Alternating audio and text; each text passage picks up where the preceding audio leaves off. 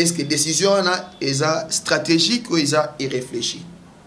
D'abord, tout le monde à Kinshasa, le col à l'élo, avant qu'il n'a continué, n'a proposé réalisateur à ma caméra, à télévision image à quelques secondes pour la victoire, la image à Pétozon et la mosi maman.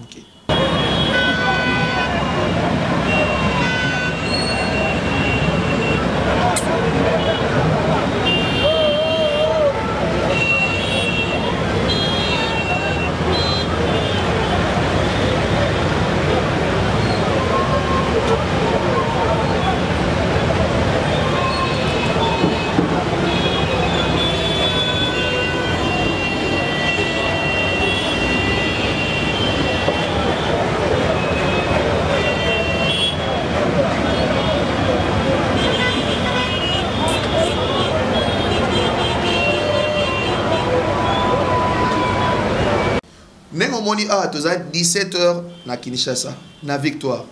Et aujourd'hui, c'est comme si les hasards a voulu que Mboula et Beta.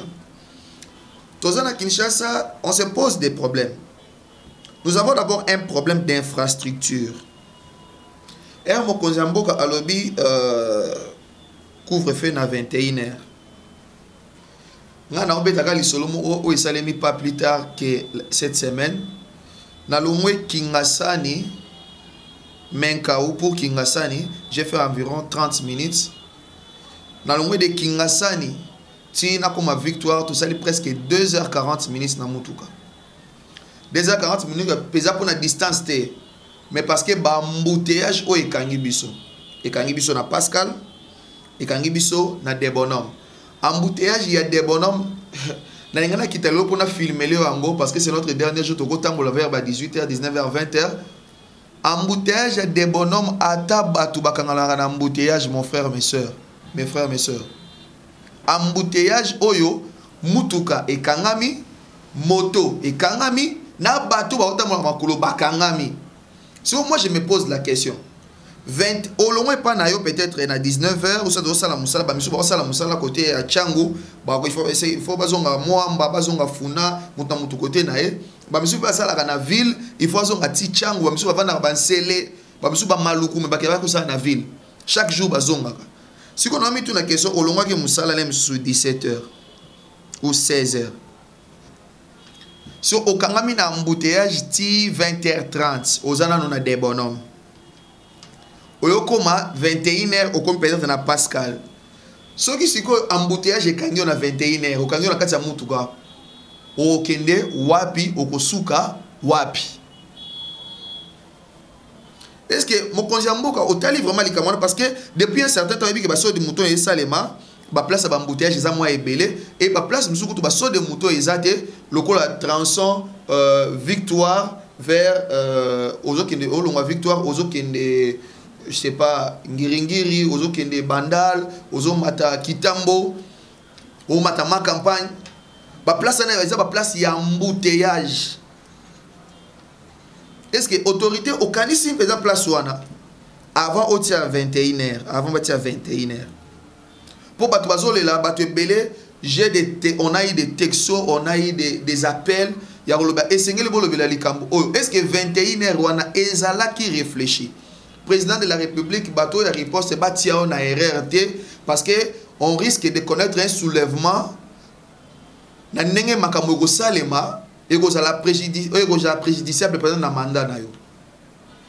Docteur Mouyembe na so équipe na ye bazolo makambo na bango parce que Covid comme nango cop biso so ebi comme nango cop parce que on ne comprend pas pourquoi quand ceux qui vaguent mo banika na France parmi les premiers pays au balinga ko exporter ba mesures barrières ya bamboka mususu ko comme sango na RDC ça toujours biso ka ne buto banda ka na Afrique biso. Non, le baloko à Jean Goubala Loba. Pourquoi vouloir importer les solutions aux problèmes du Congo? Nous sommes la République démocratique du Congo, nous ne sommes pas la France, nous ne sommes pas les Royaumes-Unis, nous ne sommes pas l'Irlande, nous ne sommes pas pays les États-Unis, la Chine. Nous, c'est la RDC. Pourquoi vouloir toujours importer des solutions dans ma Biso? Est-ce qu'il fallait forcément qu'à Tokoya? Le quoi la France a le couvre-feu, ils ont pu de ça, couvre-feu. Le quoi qu'on a deuxième vague et bandit, joue qu'à la deuxième vague et pas n'abisso quand on est ah, papa, soyons quand même sérieux. Soyons quand même sérieux, soyons aussi conséquents. Est-ce que l'infrastructure en France, c'est la même infrastructure en RDC? Est-ce que la voie de communication où est en France, est-ce qu'il y a des gens en RDC? Si vous avez un 21h, vous avez un wapi. Déjà dans la cabine lobby. Ah, dans la posa kuta lobate. Pour lobby makamwe salema, tozala samedi pour na ko elibisa bino makamwe salema ki le vendredi à 21h. Pour je vous l'ai dit, attention to longo ba misu ba longo à 15h na misala. Déjà d'abord, je ne sais pas si ba au 4 misala on a ba 15h parce que pas na biso ming baza ba indo pakistanais ba chinois, mutu ba bazo employé ba tebele na ba ville wana. Est-ce que ba ko permettre bango ba 4 misala ba 15h pour bazo ba misu ba na ba Info Bank. Ba misu ba na ba Nsele, ba misu ba na ba Maluku. Bamisu bavanda ka Kitokimosi, bamisu bavanda ka kuna na Badara, bamisu bavanda ka kuna na Malueka. Est-ce que vous permettre bango ke bakata musala to po bakoma na banda kuna bango na ba famille na bango. Likambo ya couvre-feu 21h à 5h. Vraiment total la décision na Rwana po Rwana ekotia mingi kokoso et pas batu po ba ko respecter yango. Surtout, et là, on a zobanga et ça, bavure policière. On nous dit que notre police, la RD, c'est une police professionnelle. Oh, ok, une police professionnelle devant les caméras, peut-être. Il n'y a pas de secret, il n'y a pas 2 mois, tous les là qui m'ont koto na funa, babomier pour na cacher. Moi, je suis fait côté limité pour policier à l'andier, moi, na 12 ans, policier à l'andier pour na cacher, moi, na bato qui koufa. Siko lelo siko yo pesi policier shida ya 21h à Kangamutu. Oyo bonne fête wa pesi la police vraiment oyo vraiment na ebité so to osuka ndengeni. Na ide so to osuka ndengeni. 21h à 5h. Na ebité ceux qui bo pesi ka ba policier lo weekend bon le quoi bonne fête ça to pesa bino kasi batu bilanga population ça bilanga bakanga basala nyoso balingi pour le quoi likamba faire cacher bamisu bafuti ba $10 pour na amende bamisu bafuti ba 5000 francs to mona ka mutu ala ye moko policier a ju cash ne atia na mbanga le quoi cash menton mais yo oye po tie cash menton allez akangio atio yo de façon moko brutale et inhumaine ba koti sur le kolo ozaki kuluna na se ya jeep c'est que na sa ba wana et sigoyo ceux qui sigo to comme na étape à couvre-feu. Papa Fachi na yebi kete otala ka mingi internet ozolanda makambo ezoleka mingi ozolanda pe ba réaction population na balingi o mingi baza simana surtout na tango ya union sacrée biso tout union sacrée soko quotité c'est que ba lokayo metela biso likambo R oyo parce que ça fait malamu te batu misu ba ko uta ba voyage ba ko uta poto ba ko uta ba Bruxelles line ba ko uta ba nani misu c'est que batu nyonso lelo c'est que na contexte oyo boye yaya yoza na poto papa mama olingo ya vacances na Kinshasa. Ça veut dire que à Kinshasa, il y a en Éthiopie. Il y a en Éthiopie qui est à 11h. Il y a kota na yo comme ça et permettre yo comme nanda kono facilement et déjà oui que était nzela na embouteillage ezalaka sur comme à 11h les temps ça ba procédure mususu pour bimati ba 13h obimi ba 13h obimi na ati ba 16h 17h comme na ba palais wana c'est bon mais soko sali erreur na Bruxelles Airlines au sali erreur na ba compagnie mususu oyo yaka au-delà ya 20h. Hein? Mukamate soko ukanga wapi so olala na aéroport po ba aéroport na biso pe hôtel ezate ba toilette à peine eza nango mais est-ce que ko contenir ba nyonso wana est-ce que condition ni bazu yango pona ko encadrer bato na bazo uta ba voyage ba uta ba mboka mususu bazo kota est-ce bango ba autorisation ba ko matina banda kuna bango voilà vraiment les camo infrastructure eza moi kokoso siko deuxième point ngoto loba sur la population. Papa, toza watoko ignoré oui malade eza. Nazo la likamwana que nous devons trouver les solutions aux problèmes congolais de manière congolaise. Toi importer ba décision té, toi importer ba solution té. Si la France s'est confinée, si la France a sali couvre-feu, biso peut ta couvre-feu. Non, faut pas toza bongo. Toko za solution mususu. Ba maman wana o bate kaka de 18h. Si peut-être X temps pour ba laisser ba famille na bango. Si qu'on attend nani o laisser bango. Parce que tu es en France, qu'on a pas foutu moi bateau redevance, c'est moi mon ami qui bazo verser pas bateau parce que chômage, parce que boyer, parce que azo salaté, social ya ka ba pesa moi ba mongo. Ah nani na ko pesa nani mbongo. Surtout na air oyo maman ateka moi mi katene na coin. Maman ateka moi masangu na ya ateka moi nguba na ya banda ko teka partir à 18h. Ateka moi biloko ni biloko aya yo za sima ka mabenga bengani ba malewa. Ateka moi malewa na ya partir à 18h, ti peut-être 22h, 23h. Ako ko soutenir ko futa ndako abatu aller sabana afuta la bana classe et puis surtout na période ya fête bana ba fêter siko yo pimeli mama wana mbongo quand si ba ko sepela o te que ne vers piège moko le quoi soulèvement moko ba batio président biso piège président Talali Kambwana le deuxième loko ezana simali kambo oyo te bi souvent l'air le quoi bosala ki confinement comme na Gombe. Tout le monde qui a une opération sécuritaire, ils ont les kebele. Mais moi, je pense que s'il y a des opérations sécuritaires, parce que tout le monde nous continue à na Kinshasa, moi makambo ebele tout le monde au monde bato maboma, ba ko bato maboma na ba $3000, na ba $2000, na ba $600, na ba revolver. Peut-être, on ne sait pas. S'il y a un problème sécuritaire, s'il y a un problème sécuritaire, ministère intérieur, Isawana, ministère de la communication, Isawana, président Ozawana, bas service, il y a bien Isawana, ko communiquer na population na yo. Parce que c'est un secret de polichinelle, tu as dit que les temps sont durs. Ba misu balobaki oh président Golia Mbouma. Ba misu balobaki que oh, je me rappelle encore une émission de ça qui na pasteur Denis Lessi. Balobaki ngana mona ki écran prophétique Denis Lessi mutawa balobaki a mona ki écran prophétique Fachi Azokufa. Mais peut-être tant yango y accomplissement ya programme yango yango yo. C'est qu'il faut te faire la lei et les bons. Mais c'est bon.